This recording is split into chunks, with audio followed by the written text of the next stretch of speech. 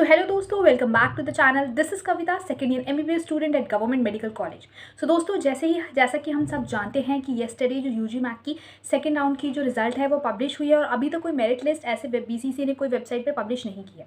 So basically ना मैं उसी के बारे में क्या कट ऑफ रही, बिकॉज मैंने लोगों से कहा था कि कमेंट सेक्शन में आप प्लीज़ अपने रैंक और उसके साथ उसके मार्क्स भी बताएं, तो लोगों ने बताया था। तो उसके बेसिस पे मैंने थोड़ा कट ऑफ प्रेडिक्ट किया कि क्या गई है। कुछ कैटेगरीज का मुझे अभी तक पता नहीं लगा, और अगर जिन लोगों को कॉलेज नहीं मिली है, क्योंकि इस बार देखने को मिला है कि बहुत ज़्यादा हाई कट ऑफ गई है, तो वो अब आगे क्या करें। क्योंकि दोस्तों बैठे रहने से तो कुछ नहीं होगा, या फिर सैड होने से कुछ नहीं होगा। या अभी आपके पास टाइम है, you have to decide what you have to do in the next counselling, because अभी एआईक्यू का जो मॉपअप है वो बाकी है, स्टे वैकेंसी बाकी है। तो आपको बहुत सोच समझ के अपना कदम जो है वो बढ़ाना होगा, ताकि आपको सीट मिल जाए। ऐसा ना रह जाए कि आप स्टेट के भरोसे रहें और आपको एआईक्यू के थ्रू कोई सीट ना मिले। तो बेसिकली दोस्तों मैं इसी पे बात करने जा रही हूँ। So let's begin.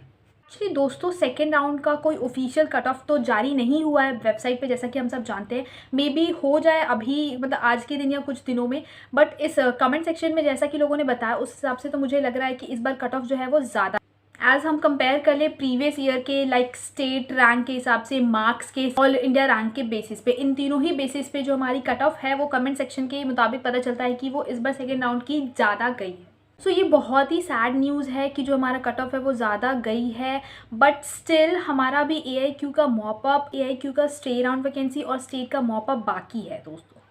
सो जहाँ तक पता चल रहा है दोस्तों कि यूआर कैटेगरी की ना जो कट ऑफ है सेकेंड राउंड की, वो लगभग 620 मार्क्स के आसपास ही गई है इस बार। सो दोस्तों अब हम बीसी कैटेगरी की बात करें तो बीसी कैटेगरी में लगभग 608 मार्क्स के अराउंड जो है वो कट ऑफ गई है।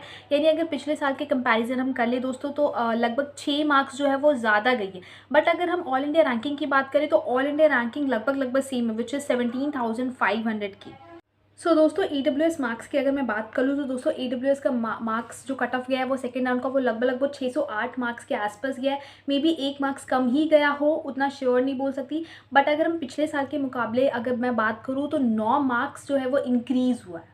अगर हम दोस्तों एससी कैटेगरी की बात करूँ तो एससी कैटेगरी की ना एक्चुअली कमेंट सेक्शन से मुझे उतना एग्जैक्ट मार्क्स जो है वो पता नहीं चल रहा है कि सेकेंड राउंड की एग्जैक्टली उनकी क्या कट ऑफ गई है। बट अगर मैं देखूँ तो इस साल उनका जो कट ऑफ है वो काफ़ी कम ही डिक्रीज़ हुआ है। जैसे कि बाकी कैटेगरीज में तो इंक्रीज़ हुआ है, तो इनमें थोड़ा कम ही डिक्रीज़ हुआ है। दोस्तों ये अचानक से कट ऑफ इतना बढ़ कैसे गया इस साल, इसका रियल रीज़न तो समझ नहीं आ रहा। बट फ्रेंड्स मैं ये बताना चाहूँगी कि मैंने ये जो हाई कट ऑफ है वो प्रिडिक्ट की थी मेरे प्रीवियस वीडियो में, जब टाइम्स ऑफ इंडिया ने ये रिपोर्ट पब्लिश की थी कि लास्ट ईयर के मुकाबले बिहार में जो बच्चे हैं जिनके 600 मार्क्स के ऊपर ज़्यादा आए हैं, वो टोटल 250 स्टूडेंट्स जो हैं वो बढ़ गए। तभी मैंने हाई कट ऑफ की एक वीडियो पब्लिश की थी अपने चैनल पे, तभी मैंने प्रिडिक्ट की थी जब टाइम्स ऑफ इंडिया ने रिपोर्ट पब्लिश की। बट फिर लोगों ने कमेंट सेक्शन में बोला और ये बोला कि जो टाइम्स ऑफ इंडिया की रिपोर्ट है उसके बेसिस पे ये high cut off video banana it is not reliable. और उसके बाद हमने देखा कि जो स्टेट रैंक है ना वो पब्लिश हुई थी, और उसमें ना काफ़ी अच्छा देखने को हमें मिला था कि स्टेट रैंक जो है वो इम्प्रूव हुई। सबको ये स्टेट रैंक जो हमारा अच्छा पब्लिश हुआ था, थोड़ा अच्छी इंक्रीज हुई थी, उसको देखकर ये फील आया, और मुझे भी ये फील आया कि शायद इस बार जो कट ऑफ है मे बी वो डिक्रीज़ ही होगी, या फिर पिछले साल के मुकाबले पिछले साल के बराबर या लगभग ही होगी। उससे ज़्यादा कट ऑफ तो जाने की कोई उम्मीद हमें नहीं लग रही थी जब स्टेट रैंक पब्लिश हुई थी। ओके,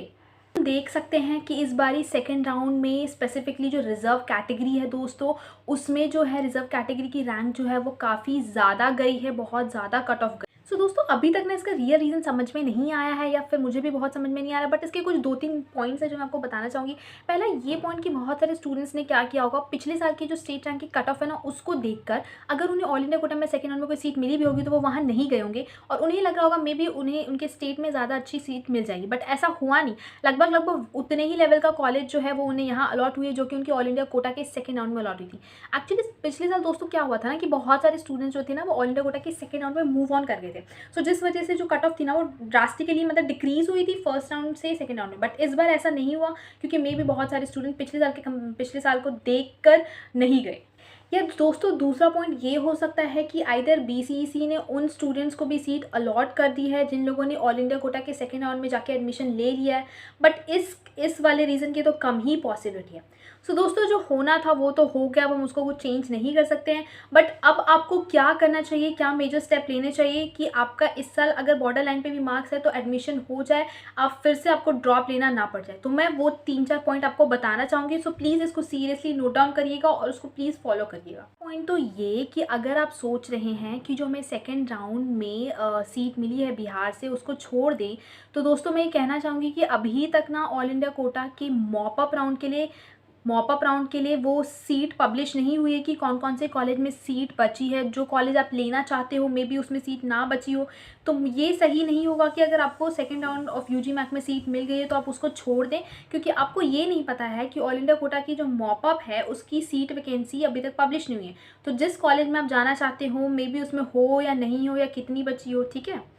दूसरा पॉइंट ये है दोस्तों, दिन भी बच्चों को 620 या 625 मार्क्स या उससे ज़्यादा मार्क्स आए हैं और अगर वो चाहते हैं कि सेकेंड राउंड ऑफ बिहार की सीट छोड़ दे और उन्हें AIQ के मॉपअप में अच्छी सीट मिल जाएगी, तो श्योरली देकिन को उन्हें बहुत अच्छी सीट AIQ के मॉपअप में मिल सकती है। बट जिनके इससे कम मार्क्स आए हैं वो छोड़ने का ना ही सोचे, क्योंकि उन्हें कोई अच्छी सीट मिलने की गारंटी तो नहीं है।